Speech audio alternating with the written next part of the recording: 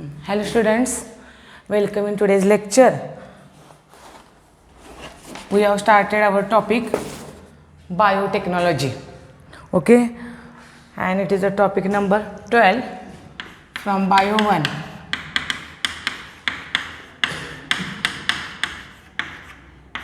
In our previous lecture, we have seen different terms defined by different organizations for this biotechnology.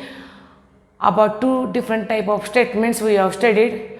We have also seen two phases of this biotechnology: old biotechnology or traditional biotechnology, and another biotechnology is the modern biotechnology or the new biotechnology. Traditional biotechnology depends on the fermentation technology, while the new biotechnology has different aspects which mainly focuses on the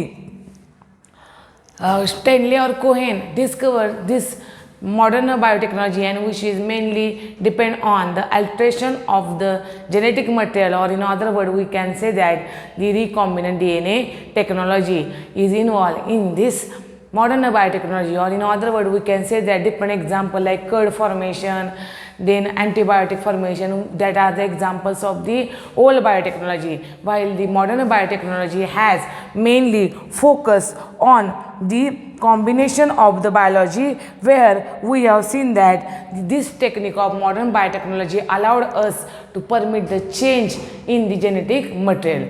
पहा, मी जसं तुम्हाला last लेक्चरला सांगितलं होतं की जे काही आपण previous लेक्चरमध्ये शिकलेलो आहोत त्याच्यावर कुठलाही डेफिनेट क्वेश्चन तुम्हाला विचारला जाणार नाही, त्यामुळे ही फक्त थेरी समजून घेऊया. याच्यावर कुठलाही क्वेश्चन विचारला जाणार नाही, हे परफेक्ट आहे. ह्याच्या पुढचा जो पार्ट मी आज एक्सप्लेन करणार आहे त्यातलाही काही थेरॉटिकल पार्ट आहे.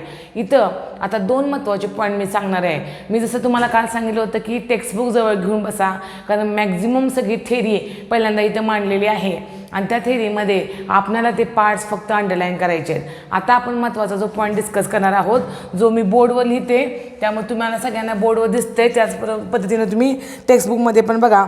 इथं काय सांगितलेलं आहे, मॉडर्न बायोटेक्नॉलॉजी आणि ओल्ड बायोटेक्नॉलॉजी या दोन्हीमधला फरक तुम्हाला इथं सांगितलेला आहे. How the modern biotechnology is different from the old biotechnology. तर मॉडर्न बायोटेक्नॉलॉजीमध्ये काय आपल्याला सांगितले बघा, capacity of science to change the genetic material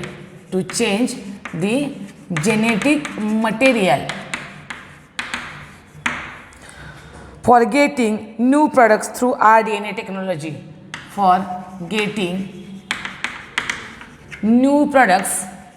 पहा, हे मी जेव्हा सांगते तुम्हाला त्यावेळी अंडरलाईन पण करा आणि रीडही करा, म्हणजे तुम्हाला पॉईंट समजेल. Capacity of science to change the genetic material for getting new products through rDNA technology. Comma PCR in शॉर्टमध्ये लिहिते मी, polymerase chain reaction. Microarray I will tell the meaning of each point. Cell culture and fusion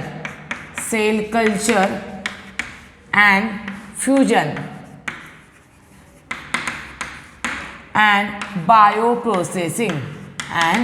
bioprocessing. And in second aspect, where modern biotechnology different from the old biotechnology is that ownership of technology and its socio-political impact. Okay,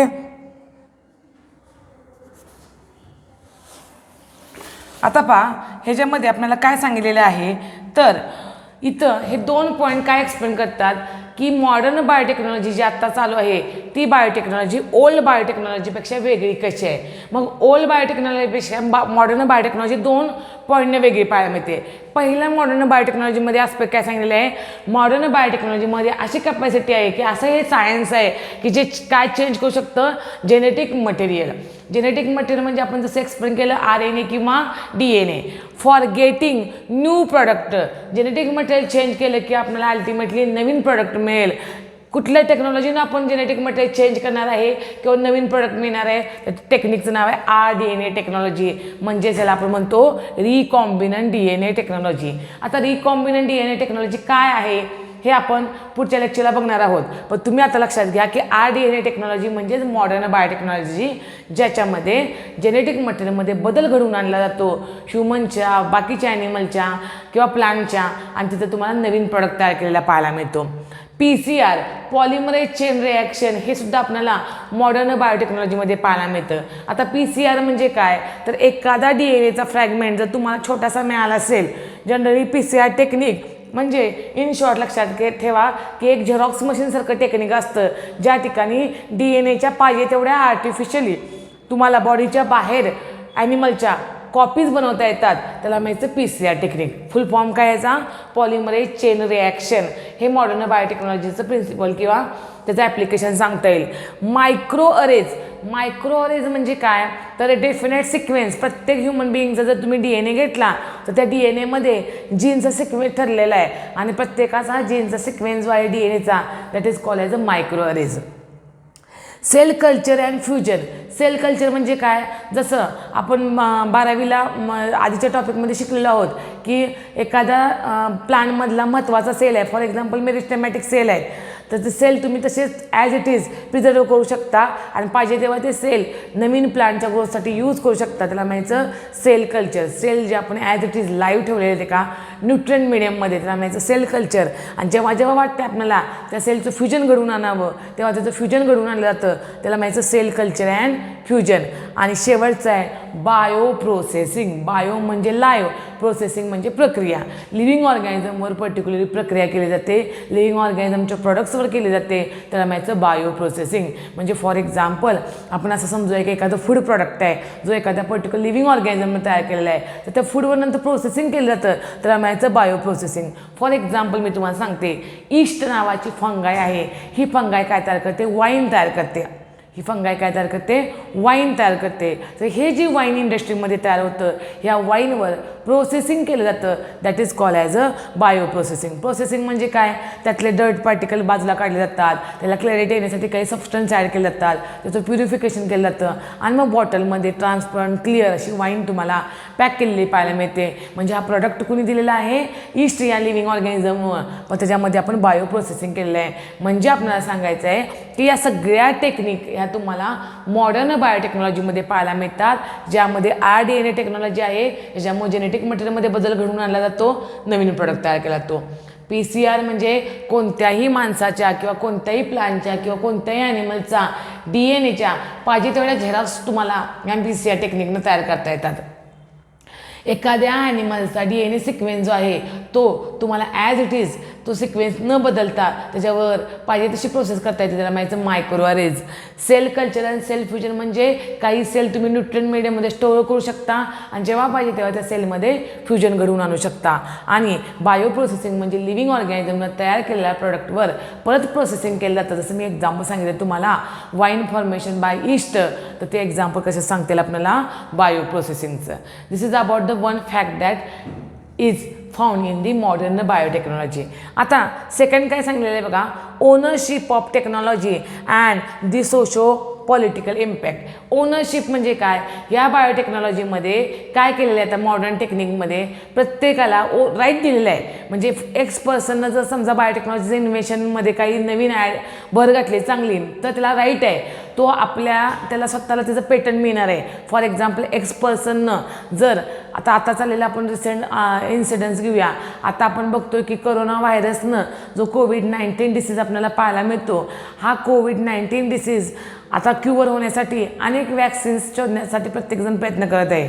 पण समजा x पर्सननं त्याच्यावरचं vaccine शोधलं, त्यानं successfully त्याच्यावर experiment केलं वेगवेगळ्या ॲनिमलवर, त्याच्यामध्ये तो जर डिसीज क्युअर झाला, तर बायोटेक्नॉलॉजी काय करते, अलाउड त्या व्यक्तीला त्याचं पेटंट मिळतं आणि त्यामुळं तो जसं ते वॅक्सिन कुठल्या देशामध्ये द्यायचं आहे, किती रुपयाला द्यायचं आहे, हे सगळे राईट त्या पर्सनला असणार आहे. त्याला म्हणायचं ओनरशिप ऑफ टेक्नॉलॉजी. म्हणजे त्या व्यक्तीला त्याची ओनरशिप मिळणार. त्यानं डिसाईड करायचं आहे की ते कुठं पोचवायचं, किती रुपयाला विकायचं, त्याचं सगळं गव्हर्नमेंट पेटंट त्याला देणार आहे. त्याला म्हणायचं ओनरशिप ऑफ टेक्नॉलॉजी. ही तुम्हाला मॉडर्न बायोटेक्नॉलॉजीमध्ये प्रत्येकाला दिलेली पाहायला मिळते.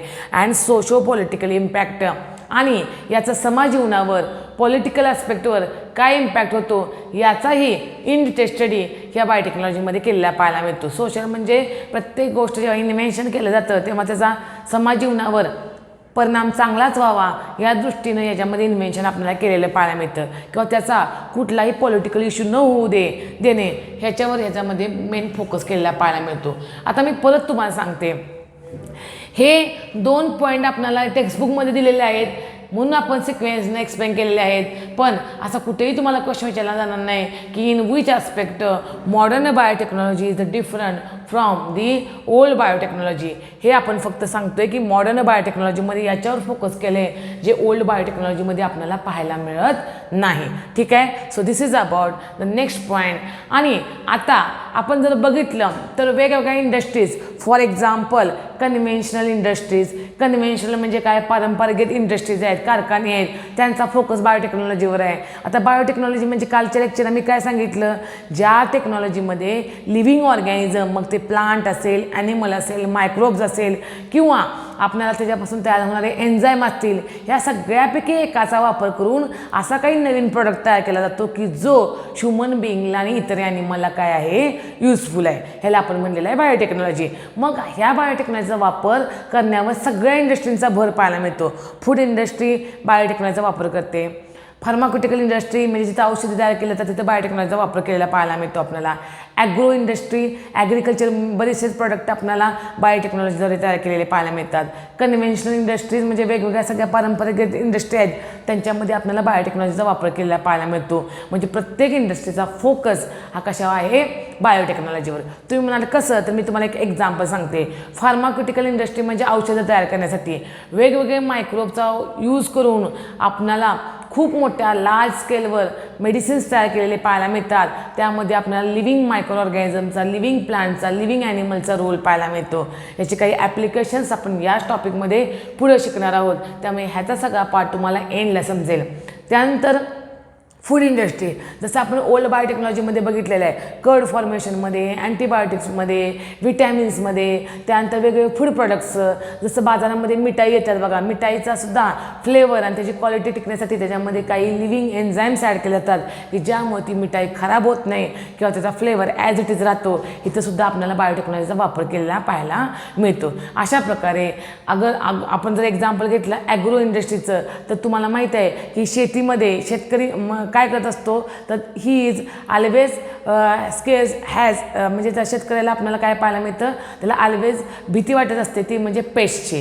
कारण जे काही पेस्ट असतात शेतामध्ये ते शेत डॅमेज करतात आणि त्यामुळे इल्ड जे आहे ते काय होत असते, कमी होत असते. मग यासाठी जी पेस्ट आपल्याला पाहायला मिळते शेतामध्ये, त्या पेस्टला किल करण्याचं काम अजून एक लिव्हिंग एजंट करतो, that is nothing but the biotechnology. म्हणजे बायोटेक्नॉलॉजीचा वापर करून आपल्याला वेगवेगळे प्रॉडक्ट्स तयार केलेले पाहायला मिळतात, वेगवेगळे ऑर्गॅनिझम तयार केलेले पाहायला मिळतात की जे शेतावर स्प्रे केले की त्या ठिकाणी ॲटोमॅटिक पेस्ट काय होतो, कंट्रोल होतो. आता मला तुम्हाला हे सांगायचं आहे की या सगळ्यांचे ॲप्लिकेशन्स आपण एंडला बघणार आहोत. त्यामुळे मे बी तुम्हाला जर याचा अर्थ नाही लागला तर ह्याचं इन डिटेल स्टडी आपण लास्टला बघणार आहे ॲप्लिकेशन्स ऑफ बायोटेक्नॉलॉजीमध्ये. ठीक आहे. मग तुम्हाला लक्षात आलं आपण हे 2 आस्पेक्ट मॉडर्न बायोटेक्नॉलॉजी शिकलेले आहोत. आता आपण पुढचा महत्त्वाचा पॉईंट सांगणार आहे, तो म्हणजे principle and processes of biotechnology. कुठले कुठले प्रिन्सिपल्स बायोटेक्नॉलॉजीमध्ये वापरले जातात किंवा कोणत्या प्रोसेसेस बायोटेक्नॉलॉजीमध्ये केले जातात हे आता या ठिकाणी आपण डिस्कस करणार आहोत. त्यामुळं जेवढा आपण पाठ हा बघितलेला आहे तो एकदा रीड करा आणि नेक्स्ट स्टेप पाहणार आहोत, ती म्हणजे principles and processes of biotechnology, की ज्यामध्ये तुम्हाला बायोटेक्नॉलॉजीच्या 2 महत्त्वाच्या स्टेप्स एक्सप्लेन केलेल्या आहेत. त्यातली एक स्टेप आपण आजच्या लेक्चरला एक्सप्लेन करणार आहोत. So the title is principles and processes of biotechnology. principles and processes of biotechnology.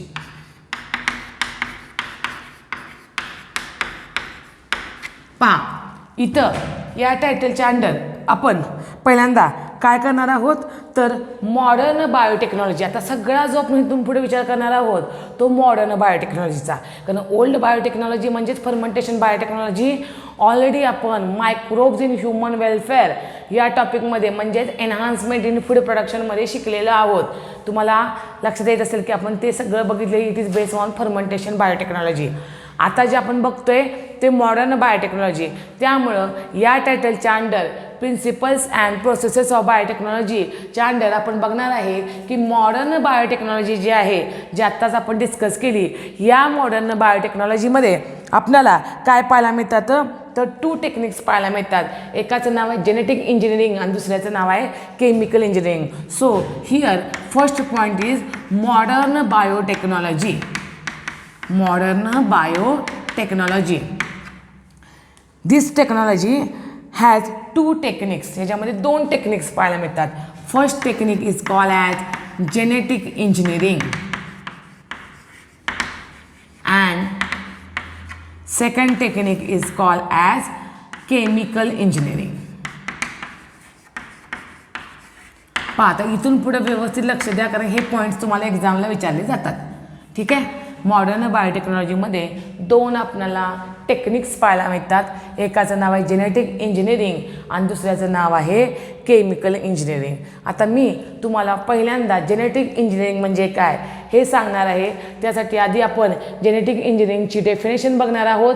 Genetic इंजिनिअरिंगमध्ये ॲक्च्युली काय केलं जातं, जीनमध्ये बदल कसा घडवून आणला जातो हे पाहणार आहोत.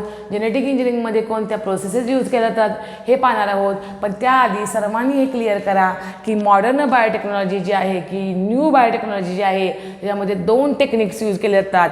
पहिलं टेक्निक आहे जेनेटिक इंजिनिअरिंग आणि दुसरं टेक्निक आहे केमिकल इंजिनिअरिंग. त्यामुळे आता सगळा फोकस आपण पहिल्या टेक्निकवर वापरणार आहोत and that is call as the genetic engineering. त्यामुळे मी परत इथं टायटल लिहिते genetic engineering.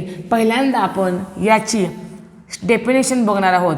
So first point आता जो तुम्हाला पार्ट ह्याचा दिलेला आहे टेक्स्टबुकमध्ये तो अंडरलाईन करून घ्या म्हणजे मी तुम्हाला इथं एक्सप्लेन करताना तो तुम्हाला व्यवस्थित समजला जाईल. So first part is of the genetic engineering. Will see first the definition of this genetic engineering. आधी आपण जेनेटिक इंजिनिअरिंगची डेफिनेशन बघणार आहोत. It is define as manipulation. हे डेफिनेशन आपल्याला विचारले जाते पहा एक्झामला. त्यामुळे डेफिनेशन काय दिलेले आपल्याला manipulation of genetic material. Manipulation of genetic material towards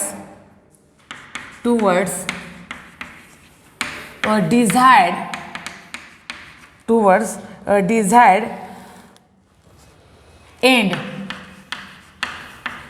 and in a directed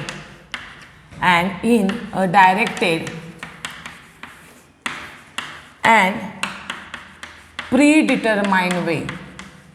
Directed and predetermined way using in vitro processes.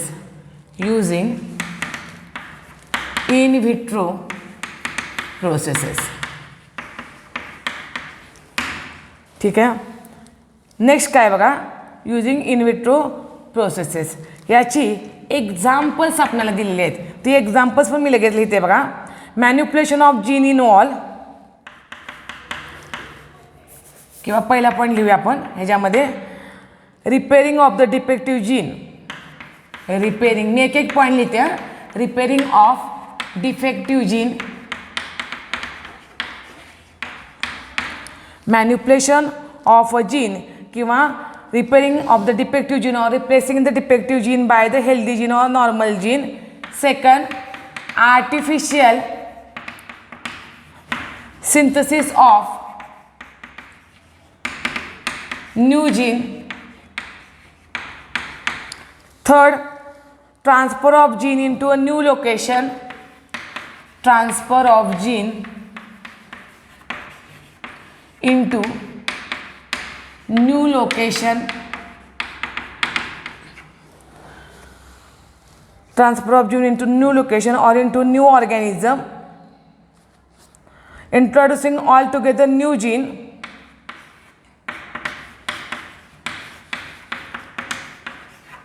altogether new gene. Underline करा ते सगळ्या पार्टला ह्याच्यावर कोणता क्वेश्चन विचारला जातो हे आपण एक्सप्लेन करणार आहोत. त्यानंतर manipulation of gene for improvement of living organism. So I will write here improvement of living organism only, living organism. Combining of genes from two organism, combining of genes of two organism.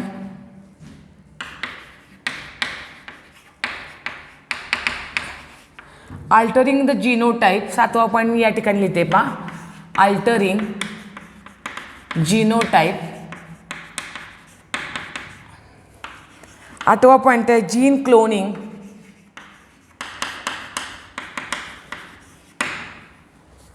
Okay, आता याच्यामध्ये काय सांगितलेलं आहे की पहिला point आपण discuss करतोय पहा या ठिकाणी, ज्याचं नाव आहे जेनेटिक इंजिनिअरिंग. इथं आपण काय सांगितलेलं आहे की जेनेटिक इंजिनिअरिंग हा एक टेक्निक आहे ज्याला आपण इन्क्लूड केलेलं आहे मॉडर्न बायोटेक्नॉलॉजीमध्ये. आता जेनेटिक इंजिनिअरिंग म्हणजे काय तर सुरुवातीला मिनिंग समजून घेऊया. जेनेटिक इंजिनिअरिंग म्हणजे मॅन्युप्युलेशन ऑफ दी RNA और DNA, म्हणजे जे काही लिव्हिंग ऑर्गॅनिझमचं जेनेटिक मटेरियल आहे त्याच्यामध्ये बदल घडवून आणणे म्हणजे जेनेटिक इंजिनिअरिंग. पहा किती सोपा अर्थ लक्षात ठेवायचा आहे. जेनेटिक इंजिनिअरिंग म्हणजे अल्ट्रेशन म्हणजेच बदल कुणामध्ये घडवून आणायचं आहे DNA किंवा RNA मध्ये. That is called as a genetic engineering, जीनमध्ये केलेला बदल. आता इथं ही जी डेफिनेशन आहे ही डेफिनेशन आपण ॲज इट इज लक्षात ठेवायची आहे, कारण स्टेट बोर्डला तुम्हाला असा क्वेश्चन विचारला जातो, what is a genetic engineering, give its application. टेक्स्टबुकमध्ये तुम्हाला कुठेही याला ॲप्लिकेशन म्हणलेलं नाही आहे, म्हणून तुम्ही लगेच टेक्स्टबुकमध्ये हे जे मी लिहिलेले 8 पॉईंट आहेत त्याला अंडरलाईन करा, कारण हे त्याचे ॲप्लिकेशन्स आहेत. ॲक्च्युली जेनेटिक इंजिनिअरिंग करायचं म्हणजे काय करायचं त्याची मी एक्झाम्पल इथे सांगितलेले आहेत. So first will see the definition of. संपलं सर.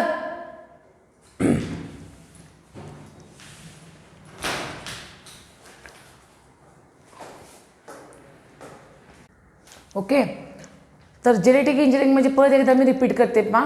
जेनेटिक इंजिनिअरिंग म्हणजे एका वाक्याचा अर्थ काय लक्षात ठेवायचा, अल्ट्रेशन ऑफ DNA और RNA. कुठल्याही ॲनिमलचा, प्लांटचा, ह्युमन बिईंगचा DNA किंवा RNA मध्ये आपण जाणीवपूर्वक जो बदल करतो, चेंजेस घडवून आणतो त्याला म्हणायचं जेनेटिक इंजिनिअरिंग. पण जेव्हा तुम्हाला जेनेटिक इंजिनिअरिंग म्हणजे काय अशी डेफिनेशन विचारली जाते तेव्हा आपण काय सांगणार आहोत definition. So you have to write the definition of genetic engineering that manipulation of genetic material. मॅन्युप्युलेशनचा अर्थ होतो मुद्दामून आपल्या हाताने घडवून आणलेला बदल. माणसाने जो घडवून आणलेला बदल आहे त्याला म्हणायचं manipulation of the genetic material towards a desired end. Desired end म्हणजे काय, चांगल्या कामासाठी तो बदल घडवून आणलेला आहे DNA मध्ये किंवा RNA मध्ये. ठीक आहे. And in a directed and predetermined way.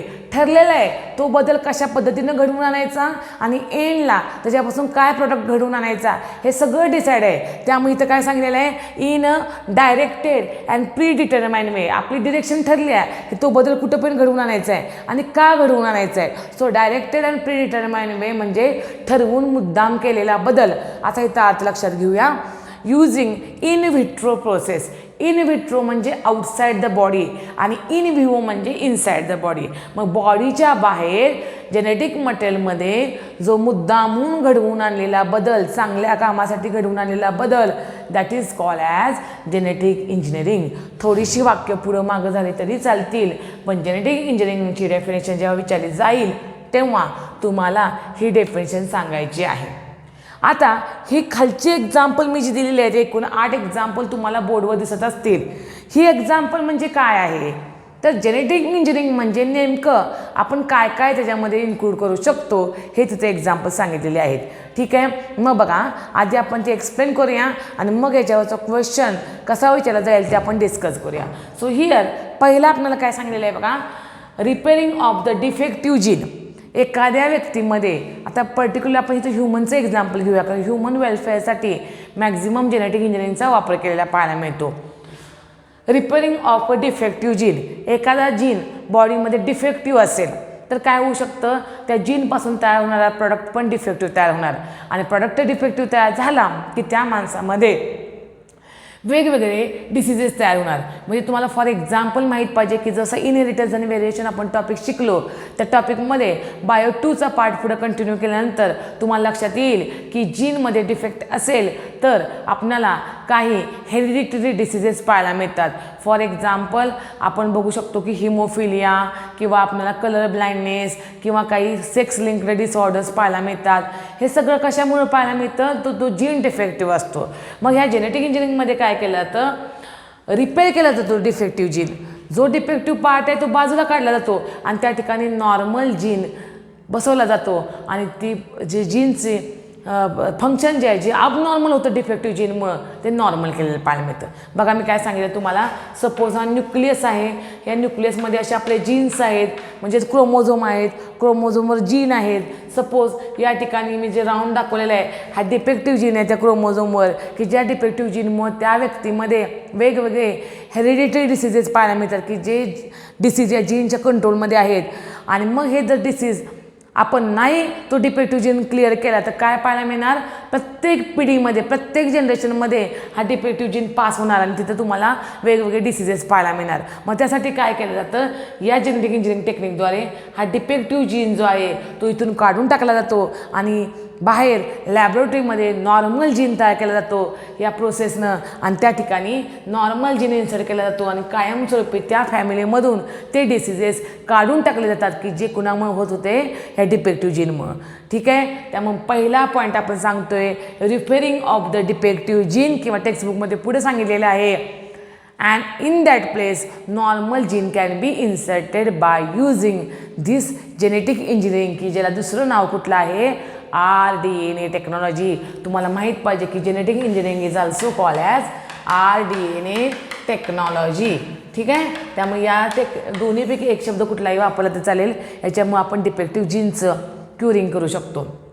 Second, artificial synthesis of new gene. आत्ताच मी तुम्हाला सांगितलं की नवीन जीन जर तयार करायचं असेल लॅबोरेटरीमध्ये तर तो कुठल्या टेक्निकने तयार केला जाऊ शकतो, it is also synthesise by a technique that is called as a genetic engineering. मग आता कशाला न्यू जीन लागेल, आत्ताच इथं बघितलं डिफेक्टिव्ह जीन बाजूला काढला आणि त्या ठिकाणी नवीन जीन इन्सर्ट केला, म्हणजे तो सिंथसाइज केलेला आहे नवीन जीन लॅबोरेटरीमध्ये, तो सुद्धा कोणत्या टेक्निकने तयार केलेला आहे, जेनेटिक इंजिनिअरिंग टेक्निकने किंवा RDNA टेक्नॉलॉजीनं. त्यामुळे नवीन जीन तयार करण्यासाठी सुद्धा हे टेक्निक आपल्याला वापरलेलं पाहायला मिळतं. Transfer of gene into new location or new organism. आता बघा नवीन जीन तयार केलेला आहे, फॉर एक्झाम्पल लॅबोरेटरीमध्ये एक जीन तयार केलेला आहे आणि हा जीन आपल्याला एका दुसऱ्या लिव्हिंग ऑर्गॅनिझममध्ये किंवा दुसऱ्या ह्युमनच्या बॉडीमध्ये किंवा दुसऱ्या ठिकाणी पोचवायचा असेल तर त्या ठिकाणी सुद्धा जेनेटिक इंजिनिअरिंगचाच रोल पाहायला मिळतो. आपण याच टॉपिकमध्ये पुढे शिकणार आहोत. प्लाझमिड नावाचं व्हेक्टर हे transfer of gene from one organism to another organism carry out करतं. मग आता प्लाझमिड म्हणजे काय, तर हे सगळ्यांना तुम्हाला माहीत आहे, extra chromosomal part of the bacterial DNA. पण हा प्लाझमिड व्हेक्टर म्हणून कसा काम करतो किंवा जीन एका ऑर्गॅनिझमपासून दुसऱ्या ऑर्गॅनिझममध्ये कसा ट्रान्सफर करतो, हे जे काही टेक्निक आहे it is also RDNA technology किंवा जेनेटिक इंजिनिअरिंग, हे पुढे आपण पाहणार आहोत. मग तिसरं काय सांगितलं मी तुम्हाला, ॲप्लिकेशन जेनेटिक इंजिनिअरिंगचं, जीन एका ऑर्गॅनिझमपासून दुसऱ्या ऑर्गॅनिझममध्ये किंवा एका लोकेशनपासून दुसऱ्या लोकेशनकडे, एका जागेपासून दुसऱ्या जागेकडे ट्रान्सफर करण्याचा रोलसुद्धा कुणाचा आहे, जेनेटिक इंजिनिअरिंगचा. नेक्स्ट काय आहे, introducing all together new gene. जे काही नवीन जीन आपण तयार केलेले आहेत हे सगळे जीन आपण ॲट अ टाईम नवीन ऑर्गॅनिझममध्ये घालू शकतो by a process called as genetic engineering. नवीन ऑर्गॅनिझममध्ये एक जीन असेल, 2 असतील, 3 असतील, 4 असतील किंवा मिलियन्स ऑफ जीन असतील, हे सगळे जीन्स आपण नवीन ऑर्गॅनिझममध्ये ह्या टेक्निकद्वारे घालू शकतो. So introducing all together new genes by a process of genetic engineering. Improvement of living organism. एखादा लिव्हिंग ऑर्गॅनिझम वीक असेल, एखाद्याच्या लिव्हिंग ऑर्गॅनिझमची पॉवर कमी असेल म्हणजे इम्युनिटी कमी असेल, एखादा लिव्हिंग ऑर्गॅनिझम काही डिफेक्टिव्ह जीनमुळे सर्वाईव्ह होऊ शकत नसेल, तर त्या लिव्हिंग ऑर्गॅनिझममध्ये सगळ्या प्रकारे आपण इम्प्रूव्हमेंट घडवून आणतो by only changing its DNA or RNA. त्या लिव्हिंग ऑर्गॅनिझममध्ये जेनेटिक मटेरियल काय आहे, सपोज त्याचे DNA असेल तर त्या DNA टोटल बदल घडवून आणला तर त्या जीनमध्ये काय झाली, इम्प्रूव्हमेंट झाली, लिव्हिंग ऑर्गॅनिझममध्ये इम्प्रूव्हमेंट झाली. आणि ही सगळी जीनमधला बदल आपण सुरुवातीला सांगितलेलं आहे, कोणतं टेक्निक घडवून आणतो, genetic engineering. So it is the improvement of living organism. Combining of genes of 2 organism. आता 2 वेगवेगळ्या ऑर्गॅनिझमची जीन आपण कंबाईन करू शकतो. फॉर एक्झाम्पल 2 प्लांट्स आहेत, बरोबर आहे. एका प्लांटमध्ये आपल्याला काय पाहायला मिळतं की एक प्लांट स्ट्रॉंग आहे पण त्याच्यामध्ये नायट्रोजन फिक्सिंग ॲबिलिटी नाही आहे, तर आपण काय करू शकतो, त्या प्लांटमध्ये नायट्रोजन फिक्सिंग जीन घालू शकतो डायरेक्ट, जो एखाद्या बॅक्टेरियाची प्रॉपर्टी आहे. फॉर एक्झाम्पल रायझोबियम नावाची बॅक्टेरिया नायट्रोजन फिक्सेशन करते. मग या रायझोबियम बॅक्टेरियाचा जीन जर डायरेक्ट आपण प्लांटमध्ये घातला तर काय होणार आहे, ते प्लांट डायरेक्ट ॲटमॉस्फिअरमधला नायट्रोजन फिक्स करणार आहे. कारण एवढं तुम्हाला सगळ्यांना माहीत आहे की कुठलंही प्लांट ॲटमॉस्फिअरिक नायट्रोजन यूज करू शकत नाही. पण जर त्या प्लांटमध्ये आपण N2 फिक्सिंग जीन घातला तर ते प्लांट काय करणार आहे, नायट्रोजन फिक्सेशन करणार आहे.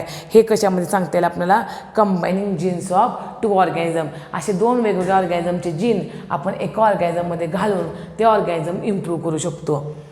अल्टरिंग जीनोटाईप म्हणजे जीन बदलला की साहजिकच काय होणार आहे, त्या ऑर्गॅनिझमचा जीनोटाईप जो काय आहे तो चेंज होणार आहे. सो जीनोटाईप चेंज करण्यासाठी सुद्धा जेनेटिक इंजिनिअरिंग किंवा RDNA टेक्नॉलॉजी यूज केलं जातं.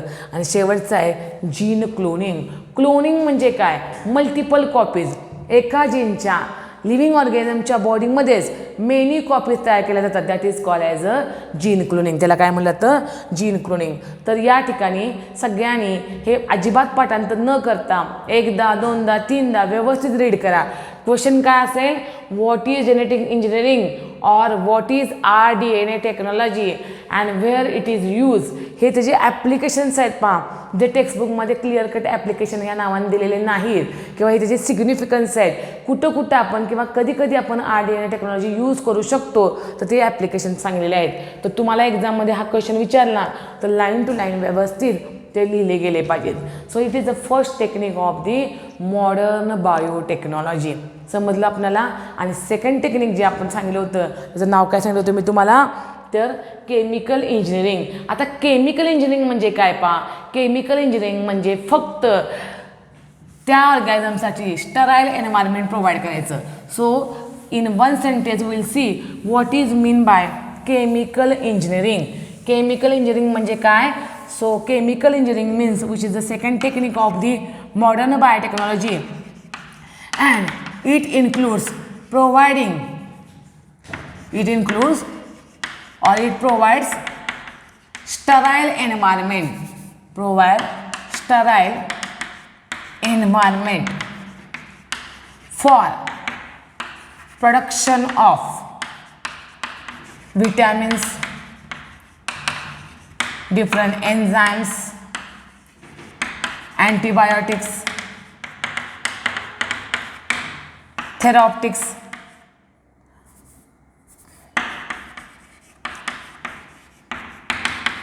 Vaccines etcetera. म्हणजे बघा, लिव्हिंग ऑर्गॅनिझमपासून जेव्हा प्रॉडक्ट्स तयार होतात बायोटेक्नॉलॉजीमध्ये, कुठले कुठले प्रॉडक्ट्स, जसं विटॅमिन्स आहेत, वॅक्सिन्स आहेत, अँटीबायोटिक्स आहेत, वेगवेगळे फूड प्रॉडक्ट्स आहेत, थेरॉप्टिक्स म्हणजे औषधी प्रॉडक्ट्स आहेत. हे सगळे प्रॉडक्ट्स तयार करण्यासाठी त्या लिव्हिंग ऑर्गॅनिझमला स्टराईल एन्व्हायरमेंट पाहिजे. म्हणजे तिथं कुठलाही दुसरा बाहेरचा ऑर्गॅनिझम येता कामा नये, आणि त्या ऑर्गॅनिझम बाहेरचा जर आला तर तो सगळा एक्सपेरिमेंट काय होऊ शकतो, स्पॉईल होऊ शकतो, फेल होऊ शकतो. त्यामुळं तिथं आतमध्ये जिथं तुम्ही जेनेटिक इंजिनिअरिंग कॅरी करणार आहे त्या ठिकाणी पूर्ण सगळे इन्स्ट्रुमेंट, सगळे इक्विपमेंट, सगळी रूम ही स्टराईल असली पाहिजे. कुठलाही बाहेरचा लिव्हिंग एजंट तिथं येता कामा नये. एअरमधून, वॉटरमधून अशा प्रकारे निर्जंतुकीकरण करणं सगळ्या लॅबचं, सगळ्या इन्स्ट्रुमेंटचं, इव्हन त्या पर्सनचं जो हा एक्सपेरिमेंट कॅरी करतोय त्याला म्हणायचं केमिकल इंजिनिअरिंग. कारण जर असं व्यवस्थित स्टरलायझेशन केलं तर जेनेटिक इंजिनिअरिंग आपल्याला सक्सेसफुल झालेलं पाहायला मिळतं. नाही तर सगळे एक्सपेरिमेंट काय होतील, फेल होतील, आणि कुठलाही प्रॉडक्ट्स तुम्हाला व्यवस्थित मिळणार नाही. So in today's lecture we have seen 2 aspects of this genetic engineering, or modern biotechnology. One is called as genetic engineering आणि त्याचे ॲप्लिकेशन्स आपण बघितले, आणि सेकंड जे आहे that is call as chemical engineering. Chemical engineering म्हणजे काय हे सांगितलेलं आहे.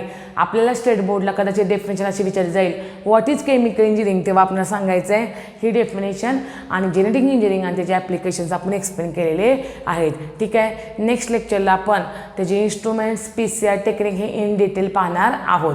त्यामुळे इथं आपण स्टॉप करतो आजचं लेक्चर.